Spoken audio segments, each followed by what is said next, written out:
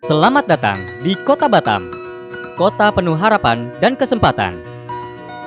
Batam berada di jalur pelayaran internasional Selat Melaka, berbatasan langsung dengan negara Singapura dan Malaysia, menjadikan kota ini memiliki keunggulan yang komparatif.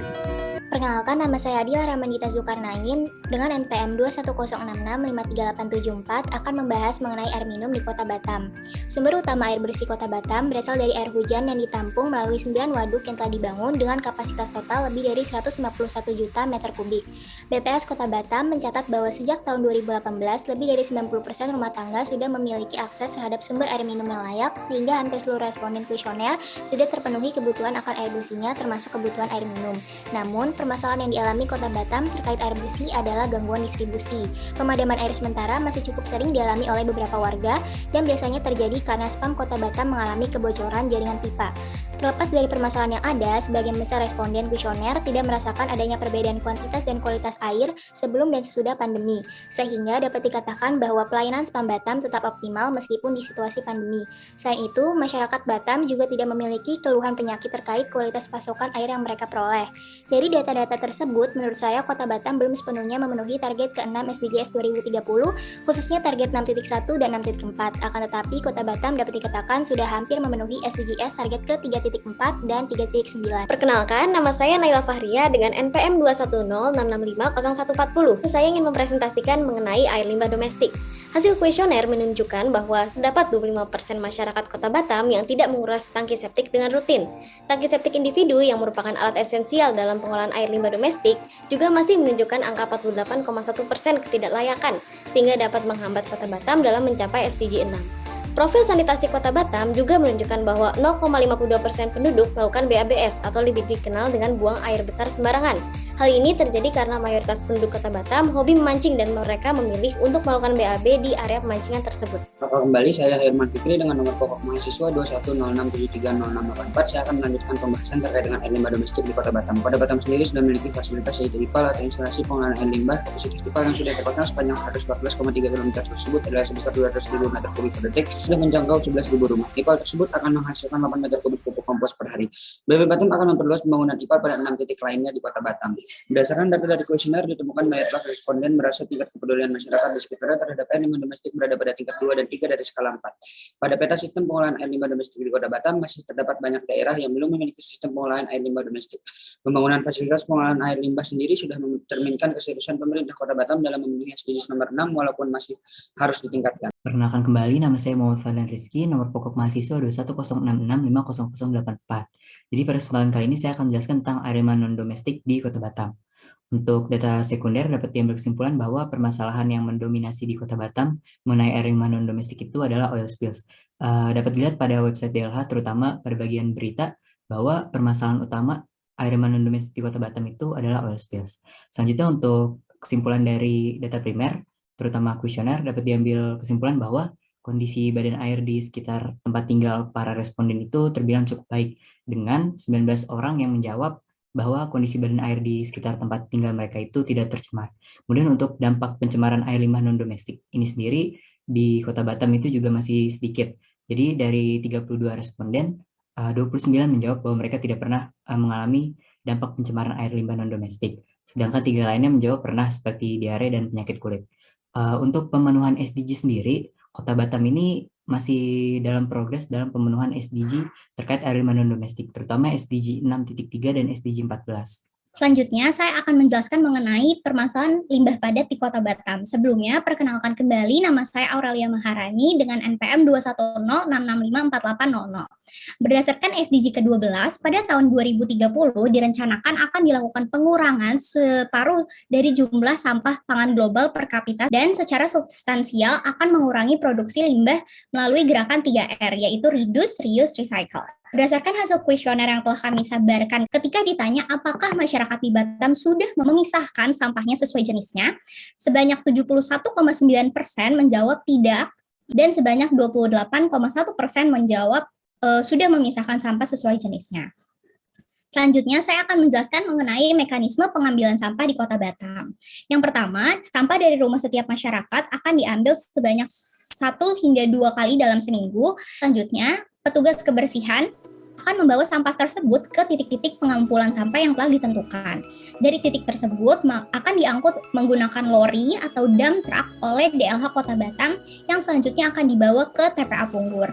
Nah, berdasarkan hasil wawancara kami dengan salah satu ketua RW di Kecamatan Sagalung, Kota Batam, beberapa warga masih mengeluhkan bahwa terkadang sampah dalam 1 minggu itu tidak diambil sama sekali oleh petugas, sehingga sampah di rumah warga itu menjadi menumpuk. Terakhir, ketika masyarakat ditanya mengenai tingkat kepuasan terhadap upaya pemeliharaan lingkungan yang telah dilakukan oleh DLH Kota Batam, sebagian besar menjawab puas terhadap upaya tersebut, namun di sini terdapat 6 orang yang menjawab tidak puas. Dan ketika ditanya mengenai alasan mereka menjawab tidak puas, adalah truk pengangkut sampahnya itu rusak, jadi susah untuk melakukan mobilitas pengangkutan sampah. Yang kedua itu ada juga sampah yang sering tidak diambil, dan di sebagian daerah itu pemerintahnya membiarkan warganya untuk membuang sampah ke pinggiran jalan. Perkenalkan kembali, nama saya Indi Muhammad Jibril dengan NPM 21066542220. Di sini saya akan menjelaskan tentang udara. Target yang memiliki hubungan dengan polusi udara dan kualitas udara ialah target SDG 391 yang menyerukan pengurangan potensial dalam kematian dan penyakit akibat dari polusi udara. Selanjutnya target SDG 7, 1 dan 2 yang bertujuan untuk memastikan akses energi bersih di rumah.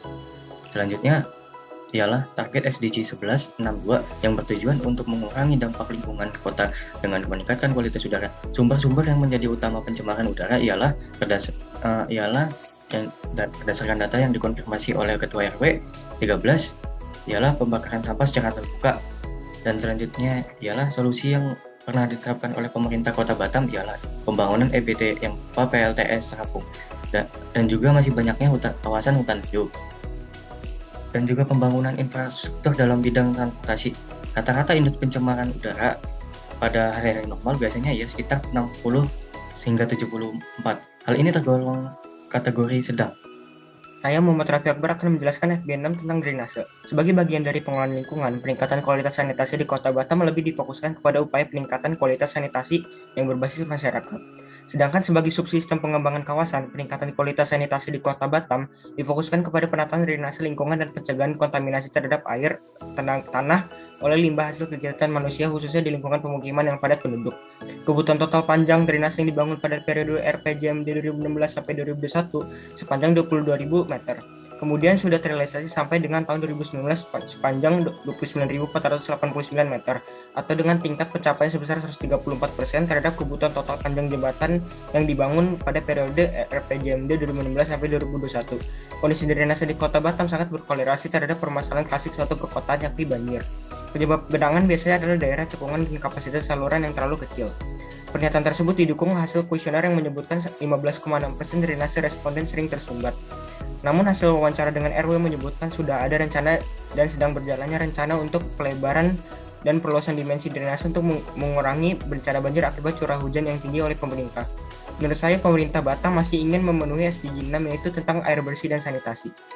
Dari data-data sekunder dan data primer yang kami kumpulkan, dapat disimpulkan bahwa Kota Batam belum memenuhi kriteria Sustainable City, namun masih terus berprogres dalam menjalani salah satu kota yang menerapkan prinsip Sustainable City.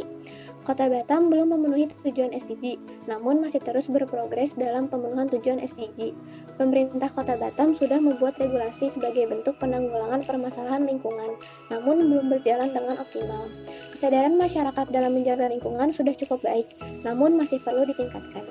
Selanjutnya, saya akan menjelaskan mengenai rekomendasi dari kelompok kami terhadap permasalahan lingkungan hidup di Kota Batam. Yang pertama adalah memaksimalkan penggunaan infrastruktur di transportasi umum untuk mengurangi polusi udara di Kota Batam.